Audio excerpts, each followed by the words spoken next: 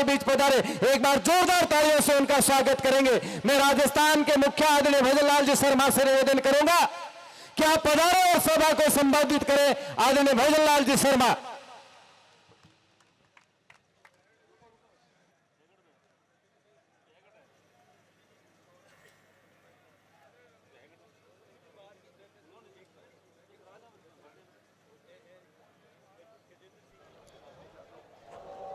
बोलिए भारत माता की। अरे ये नागौर की धरती है, कुचेरा की धरती है। जहां तक आपको आवाज पहुंचानी है, मां तक तो इस आवाज को बुलंदी से पहुंचाइए। दोनों हाथ खड़े करिए। अरे ये पंजा मत दिखाइए, पंजा ने तो देश को गंजा कर दिया। ये हनुमान जी की मुष्टिका, हनुमान जी की मुष्टिका बांधिए और जोर से बोलिए भारत माता की, भारत माता की, भारत माता की। वीर तेजाजी महाराज की, रामसा पीर की, लक्ष्मीदास जी महाराज की, किशनदास जी महाराज की, रामदास जी महाराज की, भैरव जी महाराज की, करणी मात की, बालाजी महाराज की, जम्बेश्वर भगवान की, गिरिराज धरण की। आज के इस खीवसर विधानसभा की कुचेरा की जनसभा में मंच पर विराजमान भारतीय जनता पार्टी राजस्थान प्रदेश के मुखिया, हमारे प्रदेश के अध्यक्ष सम्माननीय मदन राठौर साहब, आपके अपने किसान नेता और जो किसान कहने से नहीं, किसानियत देखने से, किसानियत करने से उनकी पहचाने, ऐसे आपके प्रत्याशी भाई रेवत राम डांगा जी। कैबिनेट में मेरे साथी भाई सुरेश रावत जी, भाई जावर सिंह जी खर्रा साहब, चिकित्सा मंत्री गजेंद्र सिंह जी खीवसर साहब,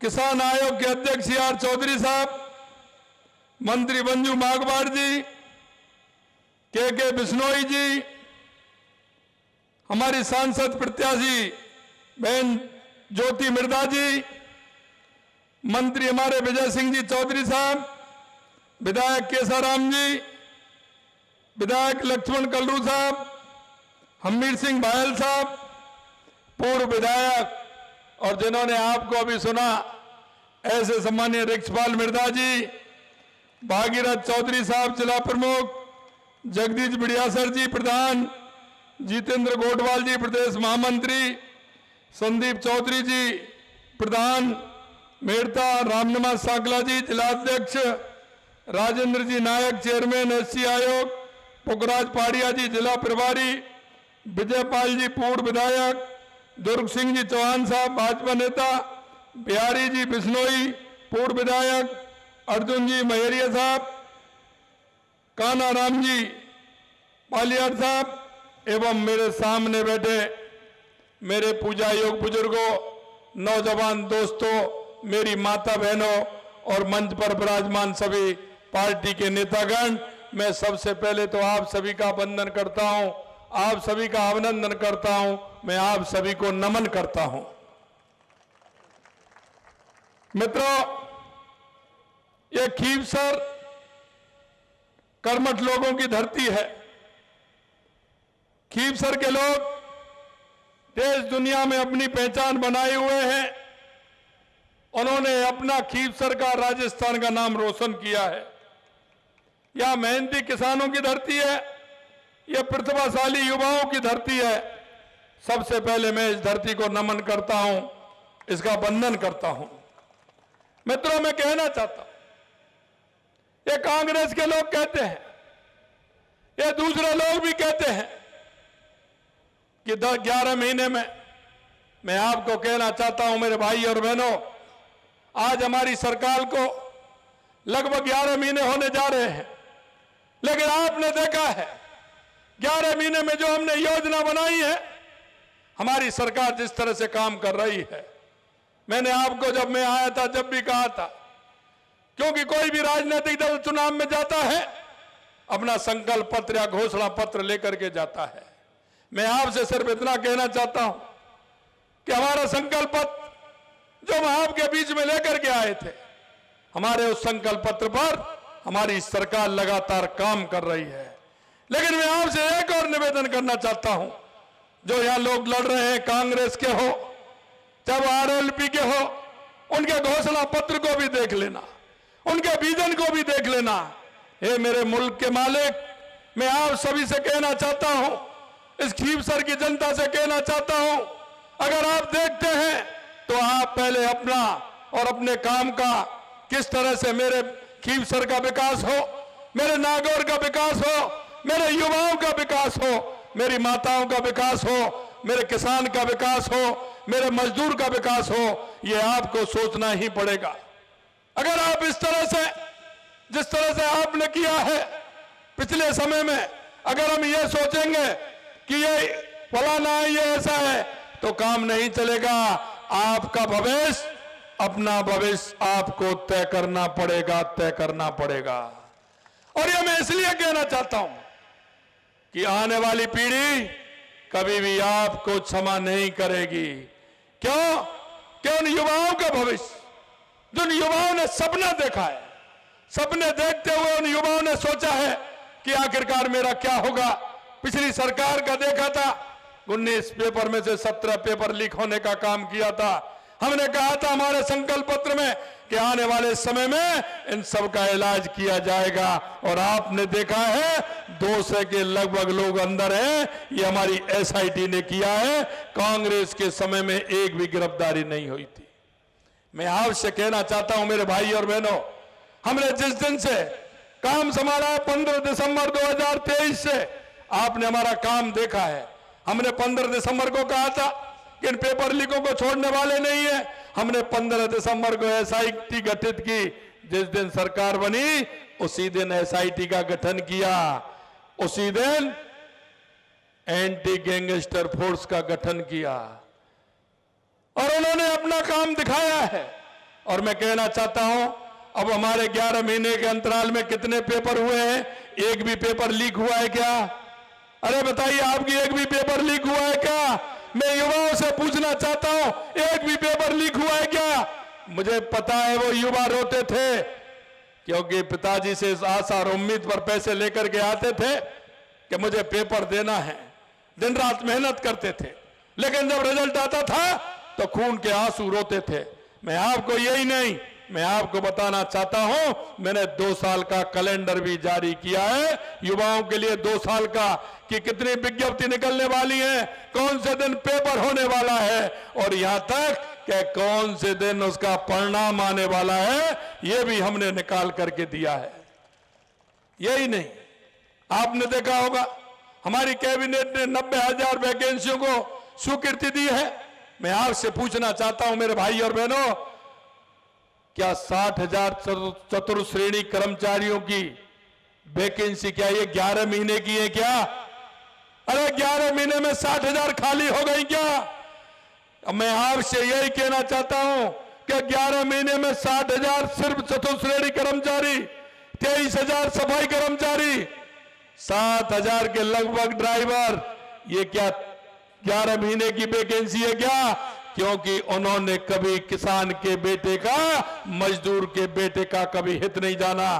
क्या मेरे किसान के भाई बेटे को या उस मजदूर के बेटे को अगर 4 साल 5 साल 10 साल पहले अगर नौकरी मिल जाती तो इनका क्या चला जाता? लेकिन किसी ने सामत नहीं की। अगर सामत की है तो भारतीय जनता पार्टी की सरकार ने की है, भारतीय जनता पार्टी की सरकार ने की है, क्योंकि हमने वादा किया है, हमारे युवाओं से हमने वादा किया है कि 1 साल में हम 1 लाख सरकारी नौकरी देने का वादा हमने किया है। 33,000 नियुक्ति पत्र दे दिए, और आने वाले अगले महीने में 30,000 नियुक्ति पत्र और दे देंगे और कम से कम 90,000 वैकेंसी निकाल करके आगे उसको हम कर देंगे। मैं आपसे कहना चाहता हूं मेरे भाई और बहनों, यही नहीं, आपसे हमने कहा था कि किसानों के लिए हम हमारी योजनाएं भी लाएंगे और किसान के लिए सबसे पहले आवश्यकता बिजली और पानी की होती है। तो हमने चाहे हमारी ERCP योजना हो, चाहे हमारी यमुना जल समझौता हो, या हमारा इंदिरा गांधी नहर का जो पंजाब के अंदर कच्ची है उसको पक्का कराना हो, जिससे उसका पानी खराब नहीं हो, वो हनुमानगढ़ गंगानगर के माध्यम से, बीकानेर के माध्यम से वो नागौर को भी मिले और वो जैसलमेर को भी मिले, उसके लिए भी हमने काम किया है। हमने यही नहीं, हमारी उदयपुर की देवास स्कीम, जो आधा पानी हमारा अरब सागर में जाता था, आधा पानी हिंद महासागर में आता था, वो अरब सागर में जाता था, वो पानी कोई काम नहीं आता था, वहां भी हमने टलन बना करके, एनीकट बना करके उस पानी को भी हमने इधर लिया, उसका भी हमने शिलान्यास कर दिया। यही नहीं, माई डैम से हमारा पानी आता था, माई डैम से हमारा पानी बाढ़ में बांसवाड़ा डूंगरपुर आता था और जालौर और सिरोही में आता था, उस योजना को भी आगे बढ़ाने का काम किया है। अगर हमारे राजस्थान के किसान को पीने का शुद्ध पानी मिलेगा, सिंचाई का पानी मिलेगा, तो हमारे किसान से कोई मजबूत है क्या? अरे हमारे किसान से कोई मजबूत है क्या? इसलिए मैं कहना चाहता हूं, हमने कहा हम किसान को दिन में बिजली देंगे। आपने देखा होगा कांग्रेस ने 1 वाट बिजली पैदा भी नहीं की, 1 यूनिट बिजली पैदा करने का 5 साल में कोई काम नहीं किया, क्योंकि उनको बिजली खरीदने में माल मिलता था, उनसे बिजली लेते थे, सौदा अपना करते थे। 90,000 करोड़ रुपए का घाटा दिया, 90,000 करोड़ रुपए का।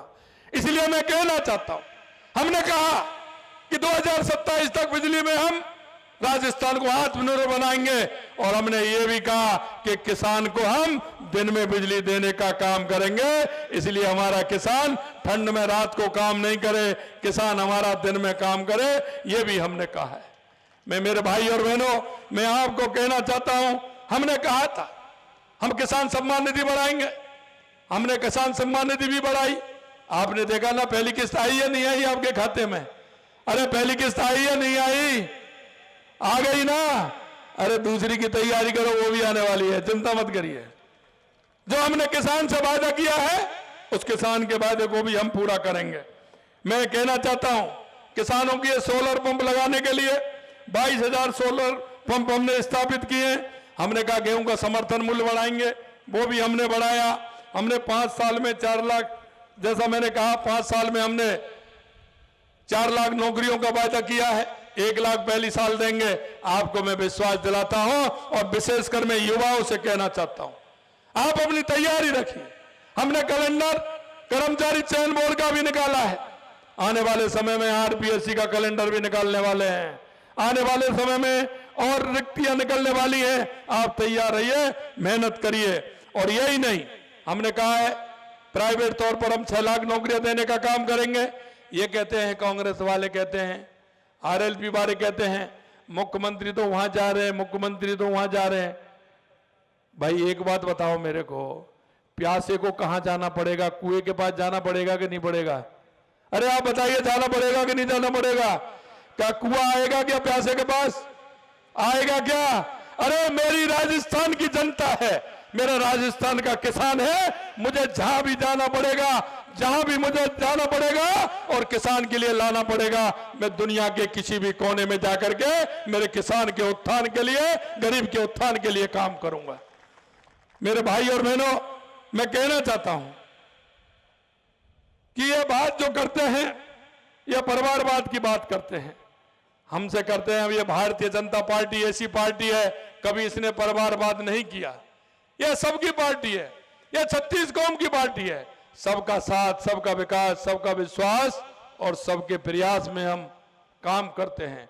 इसलिए मैं कहना चाहता हूं कि आपने जिस तरह से हनुमान बेनीवाल को इसका जवाब देना चाहिए कि जिस कांग्रेस के साथ गठबंधन किया, चुनाव लड़े, अरे वो कहां गई? भाजपा के साथ चुनाव लड़ा, गठबंधन किया, कहां गई? अरे भाई कहां रुकोगे ये तो बता दो, कहां रुकोगे ये तो बता दो। तुम्हारी ये स्वार्थता आपको कहीं नहीं रुकने देगी और नागौर की जनता आपको जवाब देकर के रहेगी, यह मैं कहना चाहता हूं। कांग्रेस का लगातार कुशासन आपने देखा है, हमारे अध्यक्ष जी सुना रहे थे। मैं आपको एक बात बताना चाहता हूं, जिसके अगर किसी तरह का आदमी को अपनी चिंता क्या रहती है, चिंता यह रहती है कि पड़ोसी से पैसे भी लेने जाते हैं तो रात के अंधेरे में हमारा किसान जाता है, रात के अंधेरे में लेके आता है। लेकिन कांग्रेस वालों को जेल जाने की और बेल पर रहने की अब से नहीं पहले से ही आदत पड़ी है। इसलिए अध्यक्ष जी, ये बेल वालों के नाम भी है, ये जेल वालों के नाम भी है। कांग्रेस का भ्रष्टाचार आपने राजस्थान के अंदर देखा होगा, किस तरह से इन्होंने बिजली से लेकर के, खनन से लेकर के और आपने जेजेएम से लेकर के कितना तगड़ा भ्रष्टाचार इन्होंने किया है। धीरे धीरे चिंता मत करिए, आपके मन में जो बात है वो मेरे मन में भी बात है। धीरे धीरे इन सब का इलाज होने वाला है, किसी तरह की चिंता करने की जरूरत नहीं है।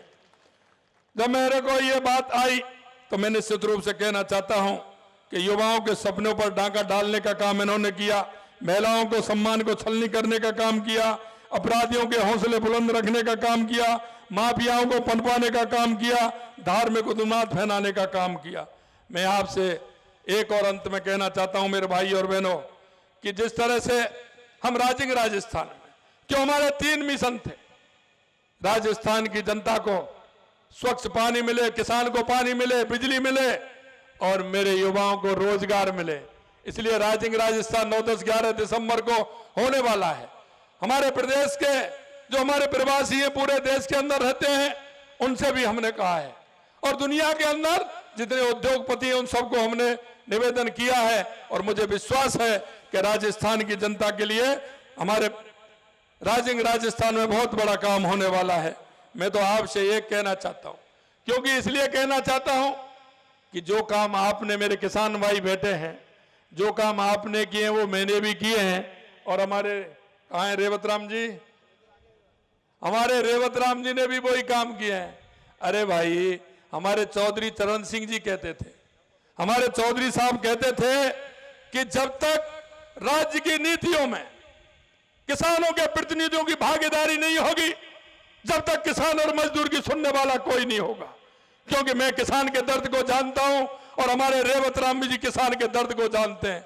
इसलिए मैं मेरे भाई और बहनों में कहना चाहता हूं, अगर आप खीवसर का विकास चाहते हैं, नागौर का विकास चाहते हैं, तो ऐसा भोला आदमी, ऐसा सीधा आदमी आज भी मेरे से कान में कह रहे थे, आज भी मेरे से कान में कह रहे थे कि साहब मेरे खीवसर में ये हो जाना चाहिए, मेरे कुचेरा में ये हो जाना चाहिए, छोटी छोटी लीची भी हो जानी चाहिए, पीने के लिए पानी भी हो जाना चाहिए, और वो कह रहे थे तहसील भी हो जानी चाहिए, अस्पताल भी हो जाना चाहिए। अब आप देख लीजिए कि आपको चिंता कितनी है कि वो, मैं कह रहा हूं आप चुनाव की बात करिए और वो मेरे को समस्या बता रहे हैं। ऐसा व्यक्ति कोई हो सकता है क्या? मैं आपसे कहना चाहता हूं मेरे भाई और बहनों, जिस तरह से रेवत राम जी की सादगी है, मिलनसार है, जनता से जुड़ाव है, खीवसर का हर नागरिक उनको जानता है। सिर्फ पिछली बार 2000 वोटों से चूके थे।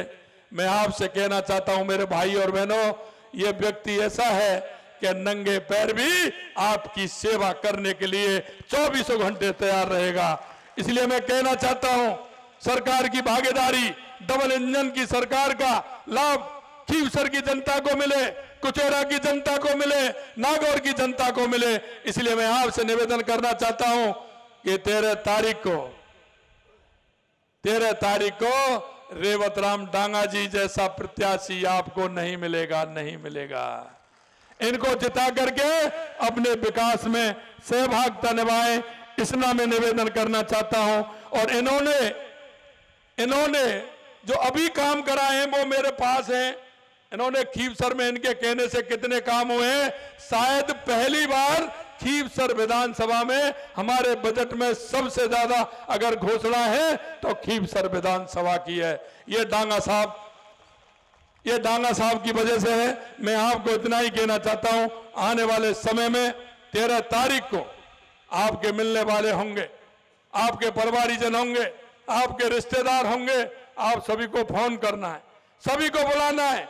सुबह 7 बजे से लाइन लगाते हुए 13 तारीख को भारतीय जनता पार्टी कमल के फूल वाले बटन को इतना दबाना कि उसकी ई करती है ना, पीपी बंद ही नहीं हो और भारी बहुमत से जिता करके राजस्थान की विधानसभा में रेवत राम डांगी जी को पहुंचाना है। इतना ही मेरा आप सभी से निवेदन है। आप सभी इतनी बड़ी संख्या में आए, आप सभी को बहुत बहुत धन्यवाद। जय हिंद, जय भारत, जय राजस्थान, जय खीवसर।